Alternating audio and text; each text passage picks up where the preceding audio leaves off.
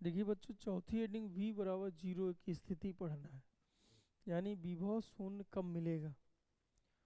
तो देखते हैं, चौथी हेडिंग v बराबर 0 की स्थिति। आप बच्चों ये समझिए कि विभव एक अदिश राशि से सदैव जुड़ता है, जैसे अब वी सी बराबर V A plus V B कर रहे थे, लेकिन आपको याद हो तो एक जगह जीरो निरक्षी स्थिति पे मिला था। इसका मतलब एक वैल्यू प्लस की आ गई थी, दूसरी वैल्यू माइनस की आ गई थी। ऐसी कंडीशन में जब कुल मिला के जैसे प्लस का 10 वोल्ट आ जाए, माइनस का 10 वोल्ट आ जाए, तो जब हम जोड़ेंगे तो जीरो आएगा। और ये विभव कब प्लस माइनस का होता है, तो जब आवेश प्लस माइनस का होता है। इसका मतलब सीधा सीधी बात ये समझ में आई कि v बराबर 0 तभी मिलेगा जब एक आवेश प्लस का हो और दूसरा आवेश माइनस का हो। पहली शर्त ये। और दूसरा ये है कि कहाँ कहाँ पर मिलेगा v बराबर 0। तो एक दोनों इन दोनों को मिलाने वाली रेखा के किसी बिंदु पर v का मान शून्य मिल जाता है। अगर दोनों आवेश सेम है तो ठीक मध्य पर मिलता है, अगर कम ज़्यादा है तो उसी अनुपात में इधर उधर बढ़ जाता है।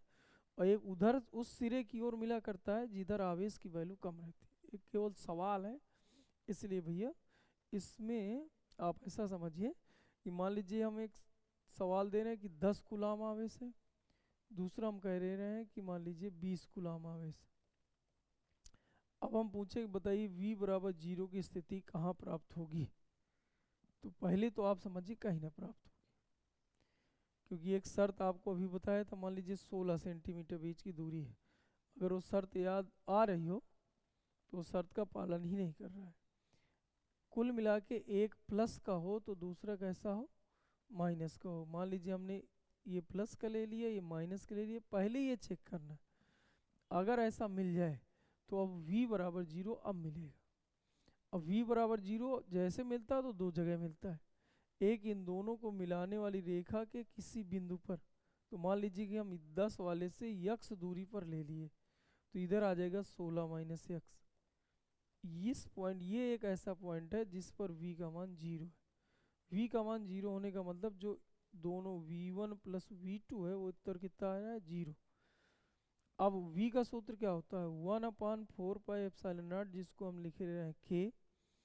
q का मान -10 बटे r का मान हो जाएगा यक्स प्लस k लिख रहे हैं भैया 1/4 पाई एप्सिलॉन नॉट, इसको हम k माने ले रहे हैं। बार बार बड़ा सा लिखना पड़ता है तो इसको k लिखे ले रहे हैं। तो k q/r, तो q का मान इस बार 20 हो जाएगा, वो भी प्लस के साथ हो जाएगा, बट्टे r हो जाएगा 16 माइनस यक्स इक्वल आप कर दो 0। अब आप चेक करो तो इसको इधर ले आओ, माइनस वाला तो प्लस का हो जाएगा, k 20 बटे 16 माइनस यक्स बराबर k 10 बटे यक्स। तो इससे कट गया, इससे कट गया, तीर गुणा कर लीजिए तो 2x बराबर 16 माइनस एक्स। तो इसको उधर ले जाओ तो 3x बराबर हो जाएगा 16, यानी x बराबर आ जाता 16 बटे 3, यानी 3 पछे 15, 15 1 16, मतलब 10 आ जाता, तो 3 त्रिकाई 9, ऐसा ऐसा इतने सेंटीमीटर आ जाता। यानी 10 कूलाम आवेश से ये दूरी है। लेकिन अगर कहीं ऑप्शन में इधर से दूरी दिया हो तो 16 से घटा के बताना, तो लगभग 14.66 के आसपास इधर से दूरी आ जाएगी।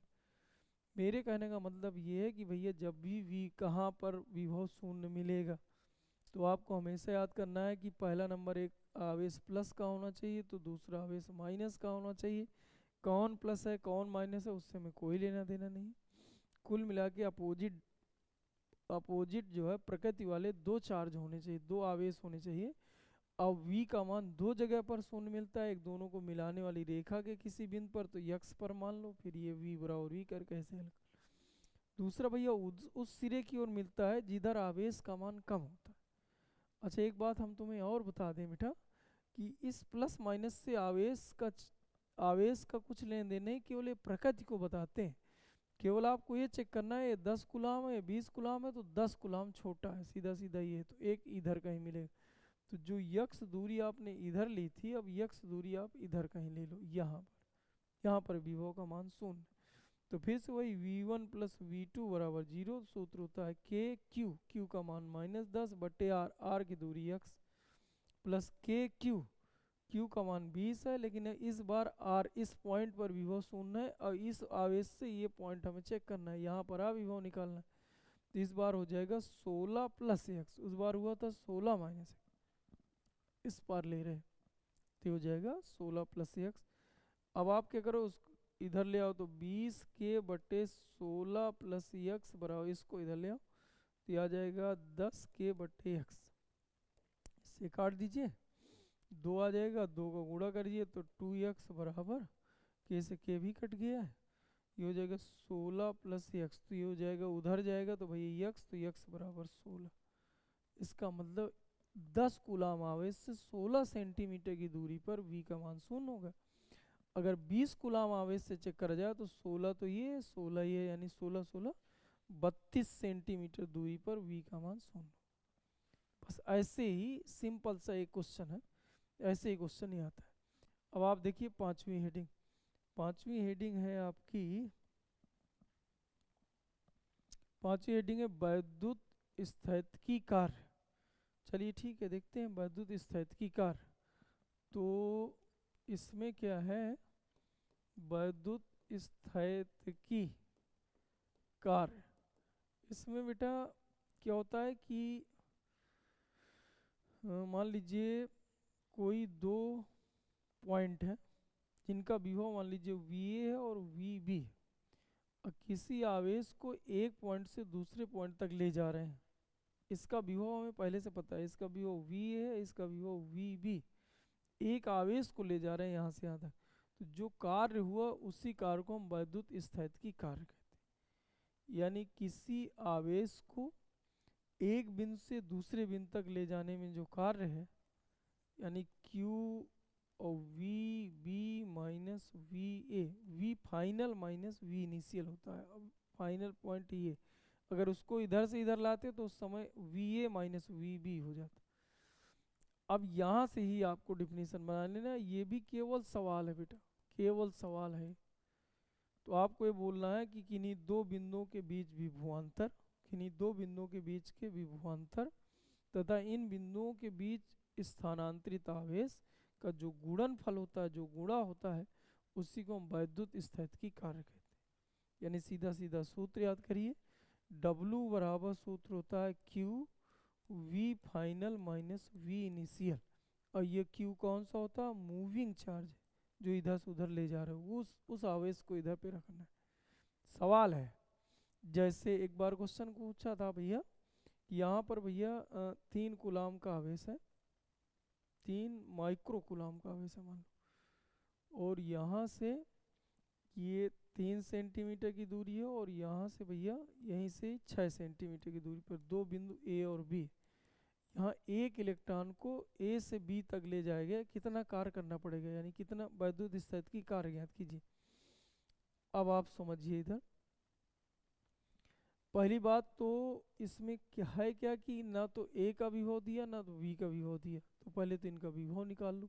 विभव निकालने के लिए विभव का सूत्र क्या होता है, VA बराबर सूत्र होता है 9 गुणे 10 घाते 9, Q का मान 3 गुणे 10 घाते माइनस 6 हो जाएगा, माइक्रो लगा है, अपान R, तो R होता है 3 सेंटीमीटर मतलब 10 घाते माइनस, तो R मतलब बिंदु आवेश तथा बिंदु के बीच की दूरी होती, यानी 3 आएगी, 3 से 3 कट गया, आ जाएगा 9 गुणे, ये भैया ऊपर जाएगा। पहली बात तो आप समझो कि 9 10 घाते 9 से 10 घाते माइनस 6 कट जाएगा, तो प्लस का 3 बचेगा, ये भी ऊपर जाएगा, 10 घाते 5 आ जाएगा, इतने वोल्ट यहाँ आ जाएगा, ऊपर जाएगा प्लस का हो जाएगा। अब B पर निकाल लो विभव, तो 9 गुणे 10 की घाते 9, Q कितना है 3, तो 3 माइक्रो मतलब 10 घाते माइनस 6 बटे इस बिंदु आवेश से इस बिंदु के बीच की दूरी, तो अभी बताए थे 6 सेंटीमीटर, यानी 6 गुणे 10 की घाते माइनस का 2 सेंटीमीटर मतलब माइनस 2 हो गया, 3 दुनाई 6, इससे कटेगा तो 4.5 गुणे 10 की घाते, इससे घटेगा 9 से 6 जाएगा तो प्लस का 3, ये माइनस 2 ऊपर जाएगा तो ये भी प्लस का, तो 5, इतने वोल्ट आ जाएगा। अब आपको क्या करना है, एक इलेक्ट्रॉन को A से B तक ले जाया गया है, कितना कार्य होगा यहाँ पे रख दीजिए, तो इलेक्ट्रॉन का आवेश 1.6 गुणे 10 की घाते माइनस 19। एक बात आप समझिए, हम बताएं कि जितनी भी अदिश राशि हो उसमें आवेश के चिन्ह सहित मान रखने, तो कार्य एक अदिश राशि है, माइनस का इलेक्ट्रॉन ले जा रहे हैं इसलिए इलेक्ट्रॉन का माइनस, यहीं प्रोटॉन का होते तो प्लस का रखे होते यहाँ पर। वी फाइनल, फाइनल का वोल्टेज कितना है 4.5 गुणे 10 घाते 5 माइनस वी इनिशियल, तो इनिशियल का 9 गुणे 10 की घाते 5 वोल्ट।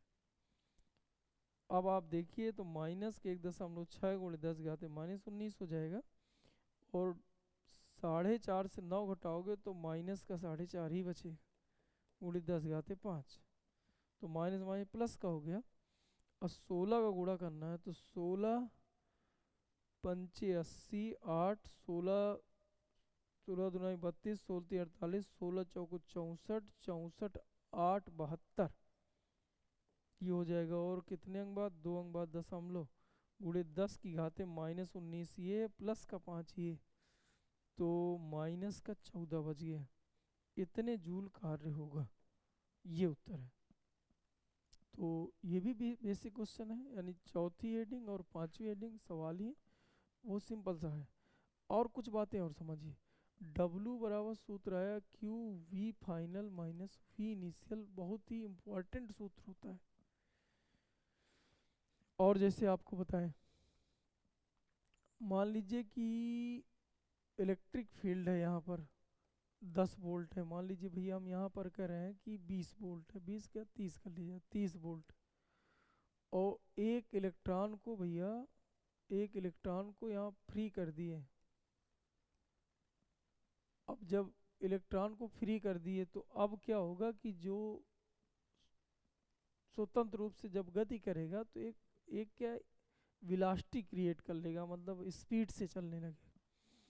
तो जब स्पीड से चलने लगेगा तो गतिज ऊर्जा आ जाएगी, गतिज ऊर्जा आएगी तो गतिज ऊर्जा क्या होता है उस समय कार्य ऊर्जा प्रमेय को दिमाग में रख के जो किया गया कार्य होता है गतिज ऊर्जा में हुई वृद्धि के बराबर होता है। तो इसलिए वी स्क्वायर बराबर Q V final minus V initial, तो एक सूत्र ये भी आपके दिमाग में चलना चाहिए, ये भी एक सूत्र ही होता है। जैसे अब हम पूछे कि बताइए कितने वेग से चलेगा, तो अब जैसे वेग इधर पे निकालना है तो 1/2 द्रव्यमान इलेक्ट्रॉन का द्रव्यमान 9.1 गुणे 10 की घाते -31 वी स्क्वायर इलेक्ट्रॉन का आवेश -1.6 गुणे 10 घाते -19 वी फाइनल, तो वी फाइनल का वोल्टेज है 30 माइनस वी इनिशियल, तो वी इनिशियल हो जाएगा कितना 10।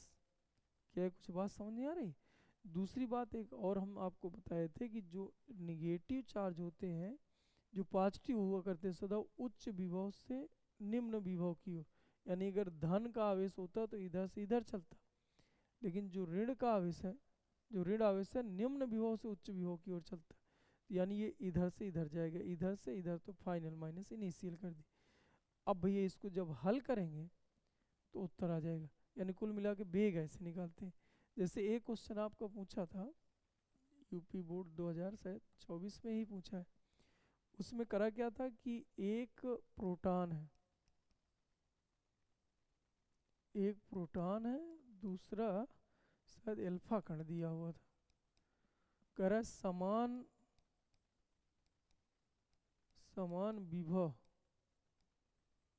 विभवांतर वाले क्षेत्र में स्वतंत्र रूप से छोड़े जाते हैं, वेगों का अनुपात ज्ञात कीजिए, इन कणों के वेगों का अनुपात ज्ञात कीजिए, क्वेश्चन। अब देखिए अगर इस सूत्र में रखें वेगों का अनुपात जब भी पूछे तो वेग, मुझे लग रहा है कि फिजिक्स में कक्षा 12 को दिमाग में रख के आए, मैं बात कर रहा हूँ, वेगों कभी भी पूछे तो यही सूत्र है, एक ही सूत्र है, यहीं से भैया दोनों कार्य को गतिज ऊर्जा में रख के वेग यहीं से निकालना। तो जब भी इस तरह क्वेश्चन कोई पूछा करे तो इधर ही आप दिमाग लगाइएगा। अब देखिए अल्फा कण यहीं पर भैया रखिए प्रोटॉन के लिए, तो प्रोटॉन 1/2 प्रोटॉन का संकेत हुआ करता है 1H1, ऐसा समझिए, अल्फा कण का 2He4 होता है। अब यहाँ पर ये होता है जो इधर पे रखा है द्रव्यमान होता है, अगर प्रोटॉन का द्रव्यमान हम 1 रखेंगे, वी प्रोटॉन के लिए ऐसे रख लिए, प्रोटॉन का जो आवेश है वो भी अगर हम 1 रखें, क्योंकि अनुपात निकालना है तो पूरी वैल्यू रखने की जरूरत ही नहीं, समान विभवांतर से है तो यानी V final minus V initial, या इसी को आप लिख सकते हो डेल वी, ये समीकरण फर्स्ट हो गया। अब सेम कहानी हम अल्फा कण के लिए लगा रहे हैं, तो 1/2 अगर इसका द्रव्यमान 1 रखे हो तो अल्फा कण का द्रव्यमान ऐसे में 4 गुना है, तो 4 रख सकते हो। v2 का स्क्वायर बराबर इसका आवेश अगर 1 रखोगे तो इसकी तुलना में अल्फा कण का आवेश 2 है, तो यहाँ 2 लिख सकते हो। डेल वी समीकरण सेकंड। एक बार हम ये प्रोटॉन के लिए यही सूत्र लगाएं, एक बार यही अल्फा कण के लिए लगाएं। बेगों का अनुपात पूछा था, तो अब इससे काट दीजिए, जो कट जाए इससे कट जाएगा, तो कितना आ जाएगा 1/4 v1/v2 का स्क्वायर बराबर 1/2 ये बच रहा है। आप इस 4 को इधर मूव करा दीजिए तो 4 हो जाएगा, इससे कट जाएगा, तो v1/v2 बराबर 2/1 का अंडर रूल, यानी v1/v2 बराबर अंडर रूल 2/1, यानी 2:1 उत्तर आता। तो ऐसे क्वेश्चन पूछता है, बेसिक बहुत कठिन नहीं पूछता है। चलिए ठीक है, अगली हेडिंग देखते हैं।